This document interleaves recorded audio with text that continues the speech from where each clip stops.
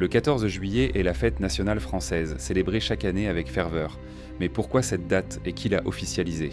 Tout commence le 14 juillet 1789, quand le peuple de Paris prend d'assaut la Bastille, une prison royale symbole du pouvoir absolu. Cet acte marque le début de la Révolution française, une lutte pour la liberté, l'égalité et la fraternité. Un an plus tard, en 1790, la fête de la Fédération célèbre l'unité nationale, un moment de paix et d'espoir après des mois de tension. Cependant, ce n'est qu'en 1880, sous la Troisième République, que le 14 juillet devient officiellement fête nationale. Cette décision a été prise sous la présidence de Jules Grévy, alors président de la République, dans un contexte où la jeune République voulait affirmer ses valeurs face aux monarchistes. Le choix de cette date honore à la fois la prise de la Bastille et la fête de la Fédération, symbole à la fois de la Révolution populaire et de l'unité nationale. Le défilé militaire, événement emblématique du 14 juillet, a lui aussi une longue histoire. Le premier défilé officiel a eu lieu en 1880, affirmant la puissance de la République naissante.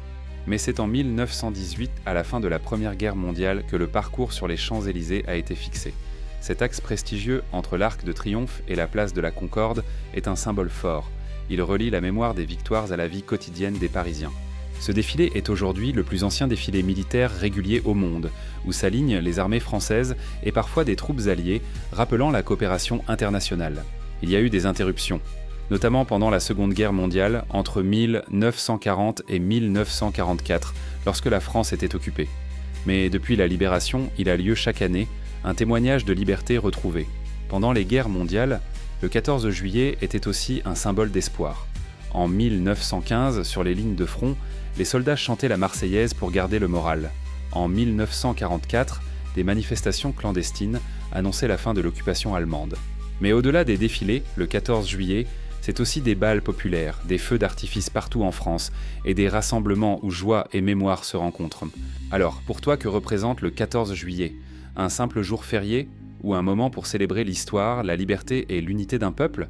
Le 14 juillet, c'est la fête d'une nation fière de son passé et tournée vers l'avenir.